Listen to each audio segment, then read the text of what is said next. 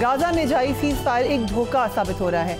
America और Israel अब cease fire की आड़ में गाजा के बाशिंदों को निकाल कर यहाँ कब्जे करने का जवाब ढूंढ रहे हैं। दुनिया अमेरिकी सदर डोनाल्ड ट्रंप और इजरायली वज़ीर-ए-आज़म नेतन्याहू की इस हिकमत अमली पर हैरान भी है और उसको कंडेम भी करी है। डोनाल्ड ट्रंप गाजा के बाशिंदों को मिस्र और उर्दन में बसाना चाहते हैं। इसी हवाले से उर्दन के शाह अब्दुल्ला की आज डोनाल्ड ट्रंप से अहम मुलाकात हुई। मुलाकात के बाद शाह अब्दुल्ला ने एक पोस्ट किया। उनका कहना है कि फ़लस्तीनियों को बेघर करके गाजा की तामीर नौ और वहाँ संगीन इंसानी सूरत-ए-हाल से निपटना सबकी पहली तरजीह होना चाहिए। अमेरिकी सदर के साथ मुलाकात में दो रियासती हल के लिए अपने मुल्क के अज़म पर जोर दिया और इलाकाई इस्तेहकाम के लिए इसे अहम करार दिया। मैंने सदर ट्रंप के साथ मुलाकात में गाजा और मगरबी किनारे में फ़लस्तीनियों की नकल मकानी के ख़िलाफ़ उर्दन के साबित कदम मौक़िफ़ का इआदा किया है। ये अरब ममालिक का इज्तिमाई मौक़िफ़ है। फ़लस्तीनियों को बेघर किए बगैर गाजा की तमीर नौ और संगीन इंसानी सूरत-ए-हाल से निपटना सबकी तरजीह होनी चाहिए। बात भी सही है, इस वक्त जो सलूशन दे रहे हैं डोनाल्ड ट्रंप, वो ना सिर्फ ये कि अफसोसनाक है, लेकिन एक इंसानियत के हवाले से एक बहुत ही ख़तरनाक प्लान भी है। अमेरिकी सदर की सीज़ फायर ख़त्म करने की धमकी के बाद अब इजरायली वज़ीर-ए-आज़म ने भी जंग दोबारा शुरू करने की धमकी दे दी है। Let's watch it. गाजा में जंग बंदी हफ्ते के रोज़ 12 बजे ख़त्म होती नज़र आ रही है, लेकिन कतर और मिस्र सीज़ फायर को बरकरार रखने और किसी भी किस्म की जारहियत से बचने के लिए काम कर रहे हैं। हमास का वफ्द इस वक्त कायरा में मौजूद है ताकि सीज़ फायर मुआहदे पर अमल दरामद को यकीनी बनाया जा सके। BBC की खबर के मुताबिक मिस्र और कतर ने गाजा में जंग बंदी को बरकरार रखने के लिए अपनी सफारती कोशिशों को तेज़ कर दिया है। दोनों ममालिक के सालिस इस वक्त एक ऐसा हल तलाश करने के लिए काम कर रहे हैं जिससे इस बात को यकीनी बनाया जा सके कि जंग बंदी के मुआहदे पर मुतवाज़न अंदाज में अमल दरामद हो सके और अमन बरकरार रहे। हमारे साथ लेफ्टिनेंट जनरल गुलाम मुस्तफ़ा मौजूद हैं, उनसे बात करेंगे। Thank you so much general साहब for being on the programme.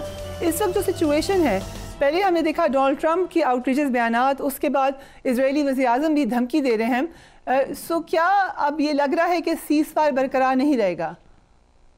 जो डिमांड्स हैं इजराइल की और अभी नाउ ट्रंप साहब जो खुल के सामने आ गए हैं, वो अगर ये फ़लस्तीनी और ये गजा के जो बेचारे मजबूर लोग हैं मान लेते हैं, उनका तो वजूद ख़त्म हो जाएगा।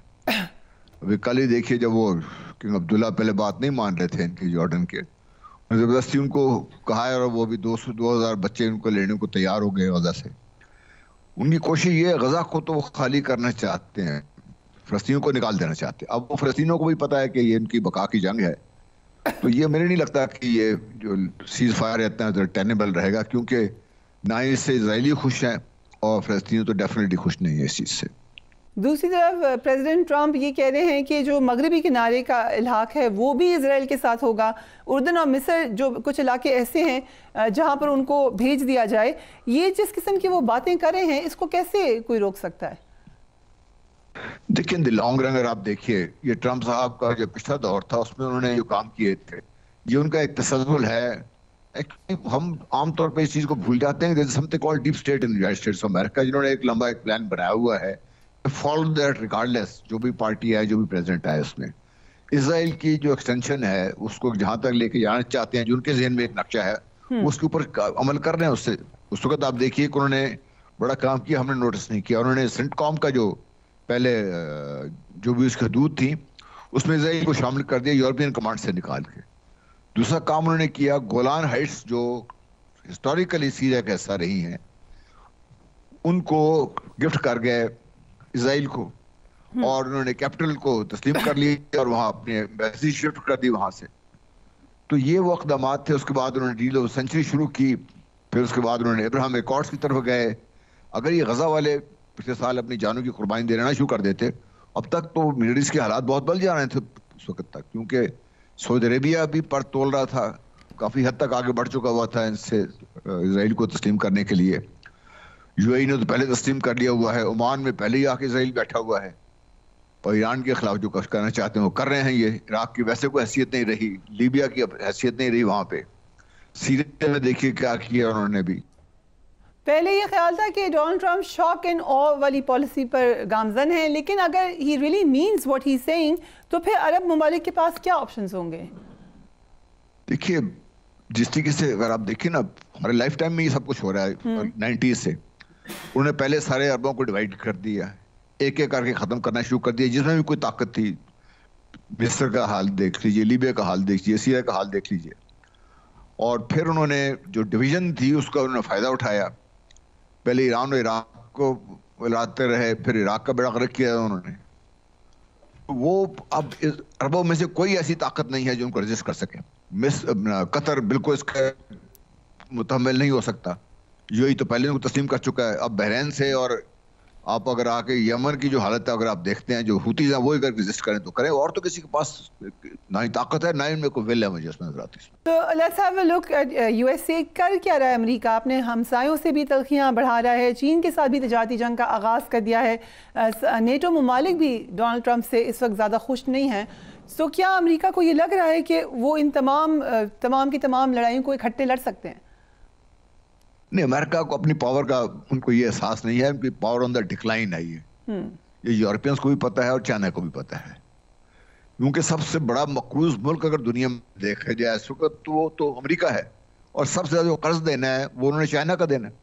اور چائنا نے جو امریکہ کی جو کیا کہتے ہیں ٹریجری بلز جو خرید کر رکھے ہوئے ہیں وہ hundreds of billions of dollars کے، تو وہ تو متحمل نہیں ہو سکتے. لیکن ڈونلڈ ٹرمپ صاحب ایک جو آئیڈیا لے کے چل رہے ہیں کہ امریکہ گریٹ ونس اگین، وہ یہ سمجھتے ہیں کہ شاید امریکہ بھی ڈکلائن پر ہے، اس کو ریوائیو کرنے کی ضرورت ہے.